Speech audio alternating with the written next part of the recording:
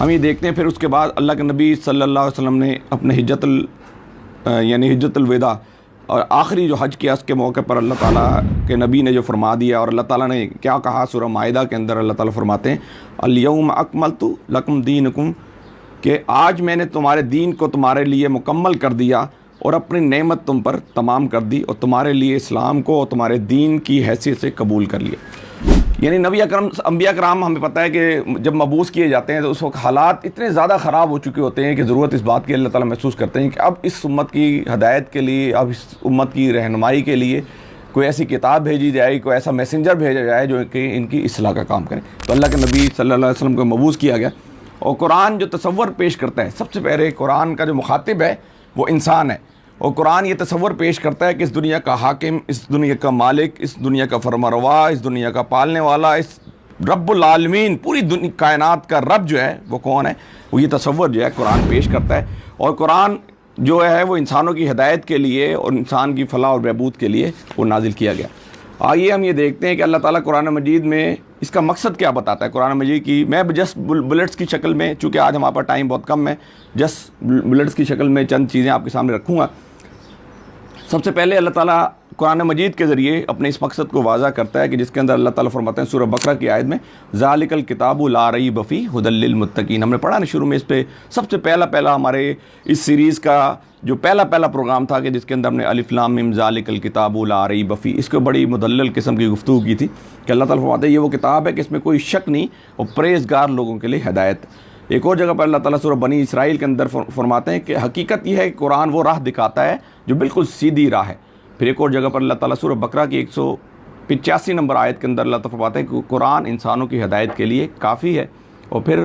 ایک اور جگہ سورہ مائدہ کے اندر قرآن یہ بتاتا ہے، یہ ہدایت کا ایسا قرآن یہ بتاتا ہے کہ پھر اے نبی صلی اللہ علیہ وسلم میں نے تمہاری طرف یہ کتاب بھیجی جو حق لے کے آئی، اور الکتاب میں جو کچھ اس کے آگے موجود ہے اس کی تصدیق کرنے والی اور اس کی محافظ اور نگہبان بھی ہے۔ یعنی اس قرآن کی حفاظت کا جو ذمہ ہے وہ اللہ تعالیٰ نے خود لے رکھا ہے۔ ٹھیک ہے جی، تو یہ اللہ تعالیٰ قرآن مجید کے اندر پھر آگے سورہ ہجر کی آیت کے اندر فرماتے ہیں کہ ان نحن نزلنا الذکر وان لہ حافظون، کہ بلا شبہ ہم نے اس کو نازل کیا اور ہم خود ہی اس کی محافظت کرنے والے ہیں۔ اور پھر اللہ تعالیٰ آگے جا کے بتاتا ہے کہ دین کسی جز کا نام نہیں ہے، دین بلکہ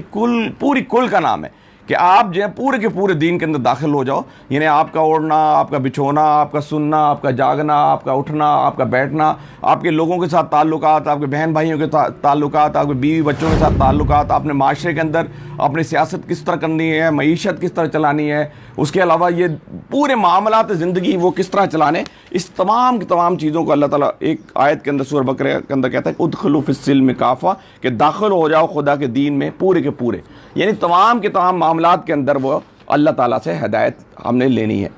ٹھیک ہے جی، سورہ آل عمران کے اندر تم خیر، یہ ہم بڑی معروف آیت ہے کہ جو کہ کئی دفعہ پڑھ چکے ہیں کہ کنتم خیر امۃ اخرجت للناس، یعنی یہ بتایا جا رہا ہے کہ اب یعنی میری ایک امتی کی ذمہ داری کیا ہے، ایک انسان کی ذمہ داری کیا ہے۔ سورہ آل عمران کی 110 نمبر آیت کہ اب تم دنیا میں وہ بہترین گروہ ہو جسے لوگوں کی ہدایت اور اصلاح کے لیے میدان میں لایا گیا ہے۔ تمہارا کام کیا ہے کہ نیکی کا حکم دیتے ہو، بدی سے روکتے ہو اور اللہ پر ایمان رکھتے ہو۔ ٹھیک ہے جی، اب یہاں پر یہ سوال پیدا ہوتا ہے کہ جب قرآن نازل ہوا اس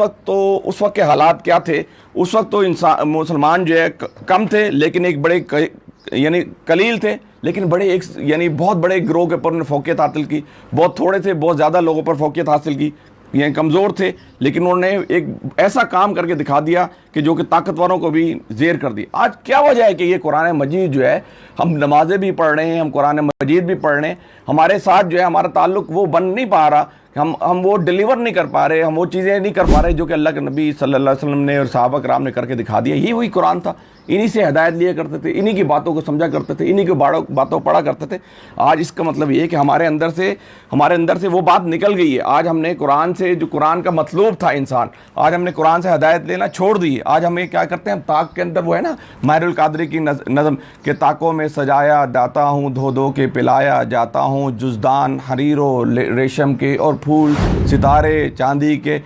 پھر عطر کی بارش ہوتی ہے دھو دھو کے پلائے. ہم کیا کرتے ہیں جادو ٹونے کو بھگانے کے لیے، اس کو دودھ کے لیے کسی پہ جن آ گیا، پھر قرآن کو آ گیا. کسی بچی کو رخصت کیا جس کی شادی ہوئی، اس کے سر کے بعد قرآن دے دیا، اور قرآن سب سے اوپر ہم جا کے اس کا اتنی عقیدت اس کی کرتے ہیں. یہ بحر القادری کی بہت بڑی نظم ہے. اس کی اتنی عقیدت کرتے ہیں کہ اس کو اتنا اوپر رکھ دیتے ہیں کہ قرآن کے اوپر مٹی پڑی ہوتی ہے، اس کو پڑھ کئی سال ہم اس کو پڑھتے ہیں. یہ قرآن جب میں نے آپ کو بتایا کہ قیامت والے دن یہ شفاعت بھی کرے گا، اور اللہ کے اور انسان کے حق میں ایک سفارش بھی کرے گا، اور جو نہیں اس کو پڑھے گا اللہ تعالیٰ کے